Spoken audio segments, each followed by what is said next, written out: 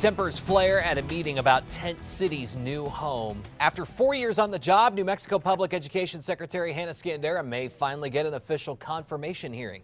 Those are some of the stories we're working on as we start the 6 a.m. hour here on KRQE News 13 this morning. I'm Adam Atchison. It is Monday, February 16th. We'll have those stories in a moment. First, a look at your wake-up weather forecast. Kristen Curry has a look outside. Chilly out there this morning, Kristen? Yeah, absolutely, especially where we saw a little bit of snowfall last night. That's where the coldest temperatures are up across the northeast. For Tone, only looking at about 19 degrees.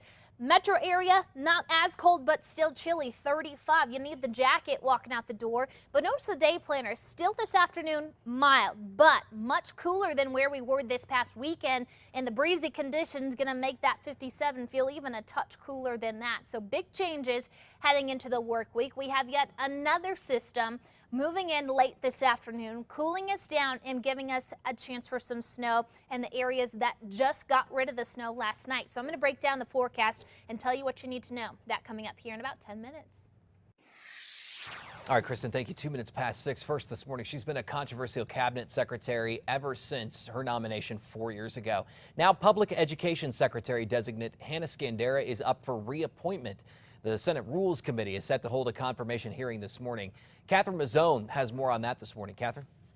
Good morning, Adam. When Susana Martinez first nominated Skandera for Secretary of Education during her first term as governor, critics were outspoken about the fact Skandera had never been a teacher.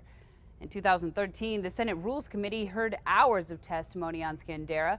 Last year, the panel considered the nomination, but it ended with a tie vote, not long before the end of the legislative session. This session, however, several senators have called for a full nomination hearing on the floor. Democrats have criticized Skandera in the past for education reforms and an increased emphasis on testing they say is bad for both students and teachers.